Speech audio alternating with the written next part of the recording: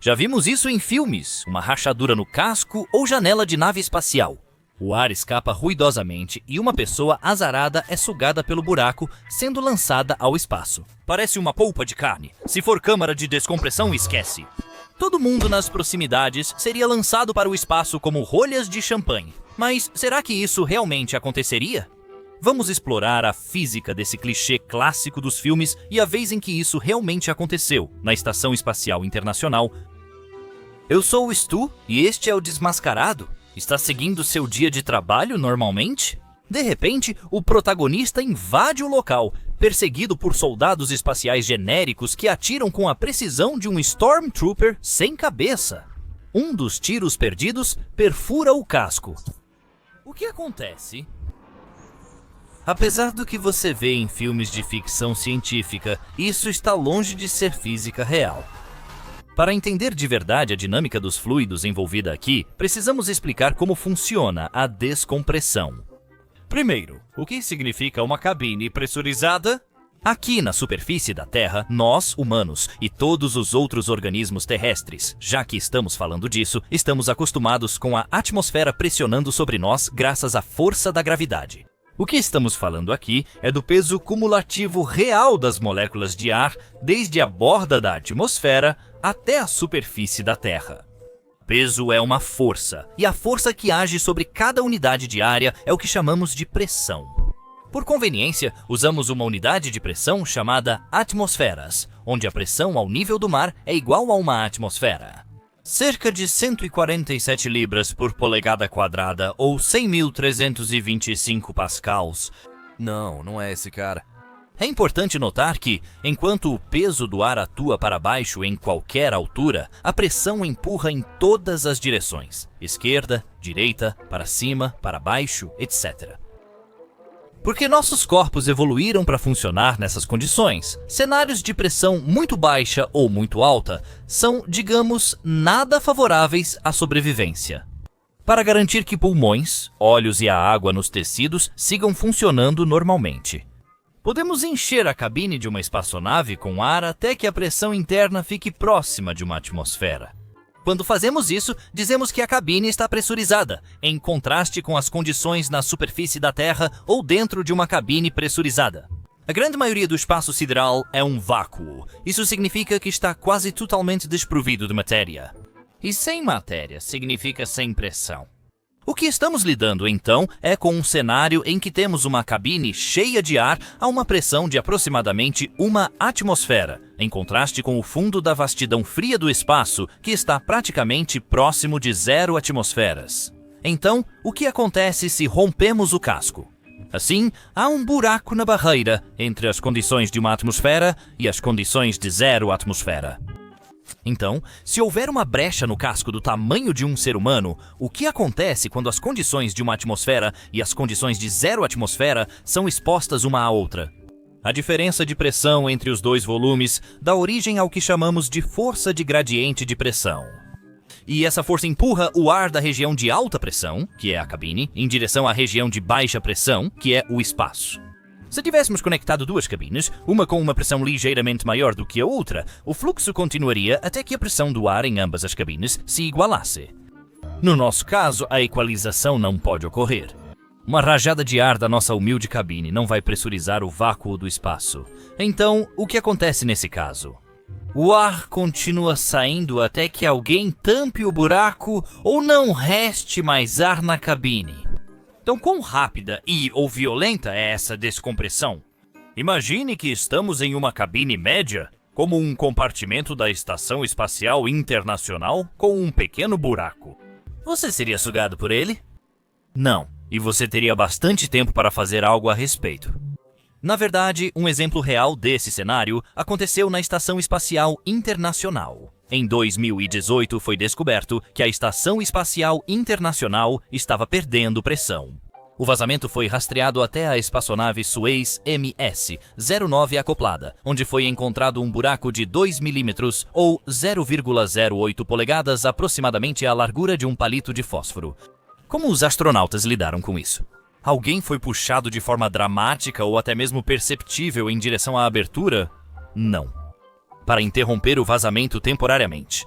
Dizem que o astronauta Alexander Gerst simplesmente tampou o buraco com o dedo até que pudessem fazer um reparo temporário usando fita adesiva e gaze.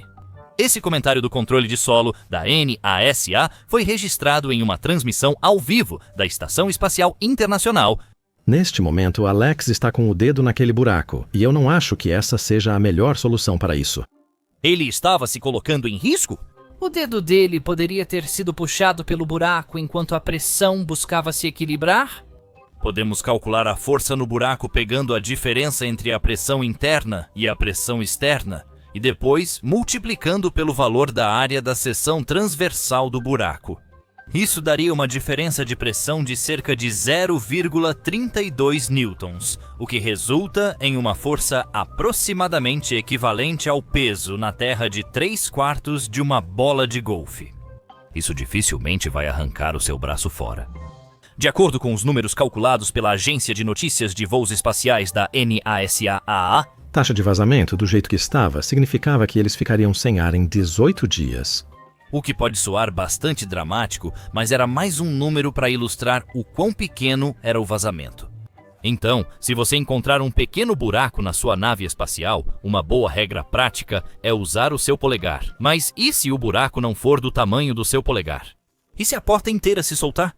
Isso nos leva ao método favorito de Hollywood para ejetar indesejáveis no espaço sideral: a explosão da câmara de descompressão.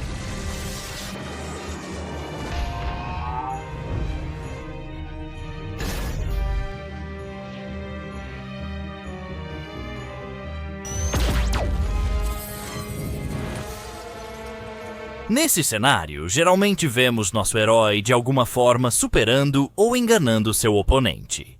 Assim, o oponente é empurrado para dentro de uma câmara de descompressão e rapidamente lançado ao espaço pelo nosso herói, abrindo a porta externa. Também pode ter havido uma brecha do tamanho de um ser humano no casco, expondo a cabine ao vácuo. Nesses casos, o cômodo costuma ser pequeno ou médio, e a abertura é bem maior que a brecha anterior do tamanho de um dedo. Será que essa proporção faria alguém ser expulso ao espaço mais rápido que um porco baiaco ensaboado? Uma câmara de cerca de 30 metros cúbicos com uma porta de 1 metro quadrado, quando pressurizada a aproximadamente 1 atmosfera, teria sua pressão reduzida para 10% em uma fração de segundo. A sucção contínua e extrema que você vê em filmes de ficção científica é justamente isso: ficção. E a força de sucção, do ponto de vista da física, é meio que um mito. Ao abrir a eclusa de ar, o ar entre você e a porta interna flui para a escotilha aberta. Da região de alta pressão para a região de baixa pressão, como descrevemos antes, a força resultante que te move em direção à eclusa de ar não é uma sucção contínua do vácuo do espaço. É simplesmente o arrasto aerodinâmico comum, partículas de ar colidindo com seu corpo, exatamente como você sentiria em um dia de vento.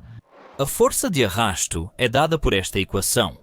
Sem entrar em detalhes matemáticos, isso mostra que a força depende da velocidade do fluxo de ar. Cientistas da Squared Space na Universidade de Leicester, que calcularam cenários de câmara de descompressão vistos em filmes, estimaram um ponto específico dentro da câmara. Você pode estar lidando com uma força da ordem de algumas centenas de newtons, concluiu o estudo. A pessoa provavelmente seria derrubada do chão. No entanto, uma vez que estejam no chão, sua área de seção transversal cairá para cerca de 1/6 do que era quando estavam em pé, e seu coeficiente de arrasto também diminuirá. Assim, a força cairá para cerca de 1/10 e a pessoa não seria arrastada ao espaço. É importante notar que eles também investigavam o mesmo clichê que nós. Como muitos filmes de ficção científica, eles provavelmente usam algum tipo de gravidade artificial. A própria ideia de ser derrubado depende disso. Em condições de gravidade zero mais realistas, a força seria a mesma, mas você seria empurrado diretamente para a abertura em vez de cair. E se você estivesse bem na abertura? O fluxo de ar aqui é consideravelmente mais rápido. Ele não pode ultrapassar a velocidade do som na temperatura da cabine. Ainda assim, podemos ter uma velocidade alta o bastante para gerar uma força de arrasto de vários milhares de newtons. Nesse cenário, você seria atingido por uma força aproximadamente equivalente à de vários adultos na superfície da Terra. Embora esse empurrão durasse apenas uma fração de segundo, enquanto a pressão colapsa, provavelmente seria demais para suportar. Mesmo que você esteja segurando firme em algum apoio sólido, se você estivesse preso por um cabo, provavelmente ficaria bem. Mas não é aquela mega sucção dramática e prolongada que você vê nos filmes. Então, se a câmara de descompressão não der conta do recado, que tal um grande compartimento de carga com um enorme conjunto de portas hidráulicas?